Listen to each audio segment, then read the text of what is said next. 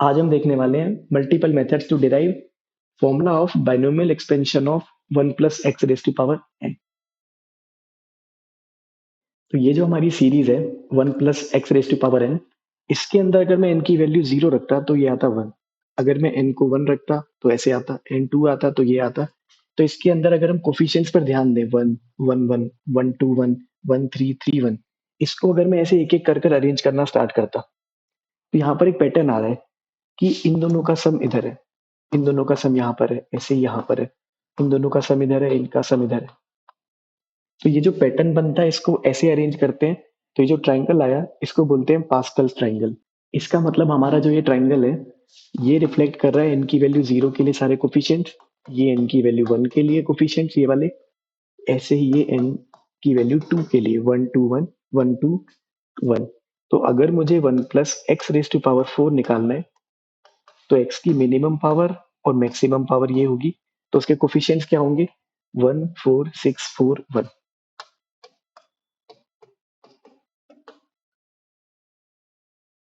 इसका डेरिवेशन हम पीएनसी से कैसे कर सकते थे? अगर हम यहाँ पर देखते हैं ए प्लस बी का होल स्क्वायर, तो यहाँ ए प्लस बी इंटू ए प्लस बी हो रहा है। और अगर ए इंटू ए बनेगा फिर ए इंटू बी बनेगा, b into a b into b. तो यहाँ पर अगर हम ध्यान से देखें कि क्योंकि ए प्लस बी की पावर 2 थी तो सारी टर्म्स की डिग्री 2 होनी चाहिए थी। उसके अलावा क्योंकि ये ए और बी में सिमेट्रिक है तो इसका मतलब अगर ए इंटू बी बना तो बी इंटू ए भी बनेगा। तो ऐसा कह सकते हैं कि ओवरऑल ए इंटू बी कितनी बार बनेगा, जितनी बार ए और बी आपस में अरेंज हो सकते थे। तो इसलिए यहाँ पर ए और बी क्योंकि दो आइटम्स है तो उनका अरेंजमेंट कितना है 2 फैक्टोरियल। इसलिए ए इंटू बी बनेगा 2 बार और ए इंटू ए दोनों सेम आइटम्स है तो 2 फैक्टोरियल अपॉन उनमें से दोनों सेम है इसलिए ये बनेगा एक बार। तो ए स्क्वायर बनेगा एक बार। अगर मैं इसको एक्सटेंड करता हूँ यहाँ पर ए प्लस बी होल क्यूब, तो यहाँ पर अगर ए और बी में सिमेट्री है तो हम कह सकते हैं कि ए बी अगर बनेगा तो बी सेकंड प्लेस पे भी आ सकता होगा, थर्ड पर भी।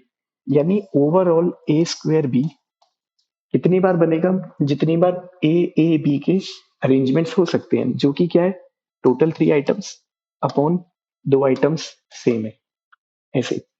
तो ऐसे ही सिमिलरली अगर कोई पूछेगा इसमें ए बी स्क्वायर कितनी बार बनेगा, तो एक ए और 2 बी इनके अरेंजमेंट्स कितनी तरह से हो सकते हैं, टोटल 3 आइटम्स, एक ए 2 बी।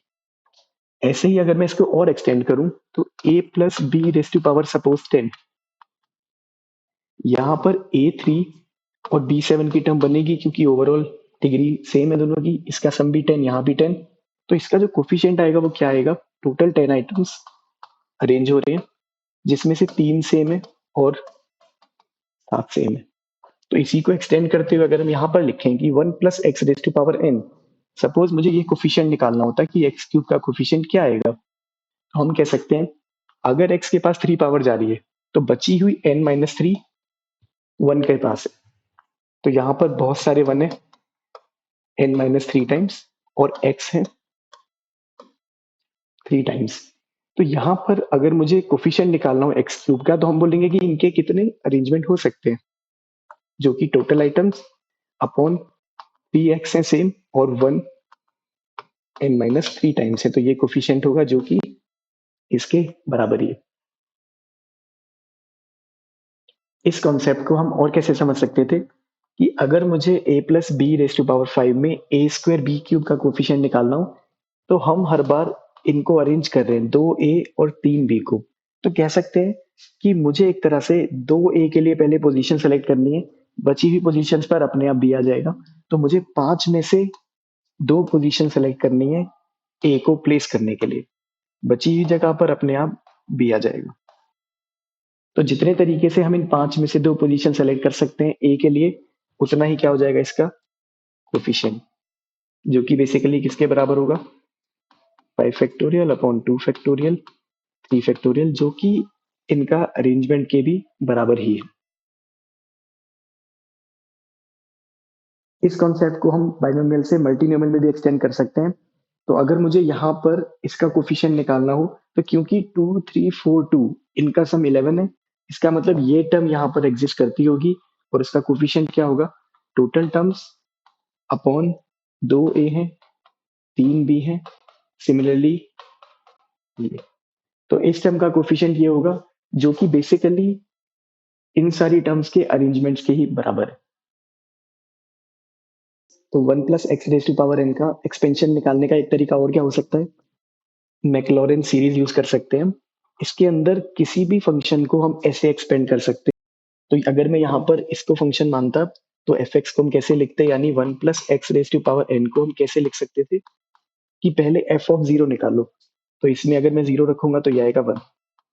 नेक्स्ट एफ डैश निकालो, उसमें जीरो रखो इंटू एक्स, तो एफ डैश निकालेंगे तो एन आ जाएगा सामने और यहाँ पर पावर हो जाएगी कम। अब इसमें जीरो रखेंगे तो एन ही बचेगा और साथ में एक एक्स। सिमिलरली अगर मुझे एक्स स्क्वायर वाली टर्म निकालनी है तो मुझे क्या करना है, 2 फैक्टोरियल से डिवाइड करना है और एफ डबल डैश एक्स, तो एन सामने था, एक बार और डिफरेंशिएट किया तो n into n minus one आया, बाकी यहाँ जीरो रखेंगे तो फिर 1 हो जाएगा। सिमिलरली अगर एक्स क्यूब निकालना है तो बाई 3 फैक्टोरियल करना है और ट्रिपल डैश, यानी एक बार डिफरेंशिएशन फिर 2 बार फिर 3 बार, तो एन आएगा फिर एन माइनस वन आएगा फिर एन माइनस टू आएगा। तो ऐसे हम इस सीरीज का एक्सपेंशन निकाल सकते हैं। अगर यहाँ पर n की वैल्यू होती नेचुरल नंबर, फॉर एग्जांपल 10, तो ये जो मेरी सीरीज है इसको जब मैं बार बार डिफरेंशिएट करता तो 10 होता, फिर पावर 9 रह जाती, फिर 8 करते करते 1 पावर होती, फिर वो 0 हो जाती, फिर वो कांस्टेंट आ जाता, तो उसका डिफरेंशिएशन बार बार करते तो वो 0 आ जाता, यानी एक टाइम के बाद सारी टर्म्स 0 आ जाएंगी। लेकिन अगर ये होता -10, तो इसको डिफरेंशिएट करते तो ये एक और छोटा यानी -11 हो जाता, फिर -12, तो ये तो खत्म ही नहीं होता कभी। तो इसलिए अगर मेरा n की वैल्यू है नेगेटिव तो वहां पर इनफाइनाइट सीरीज आती है। सिमिलरली अगर n है फ्रैक्शन में, फॉर एग्जांपल हाफ, इसको डिफरेंशिएट करेंगे तो एक बार माइनस हाफ आएगा, फिर वो माइनस होते होते वो भी इनफाइनाइट सीरीज आ जाएगी। होपफुली आपको ये मेथड्स अच्छे लगे होंगे। मिलते हैं नेक्स्ट क्लास में।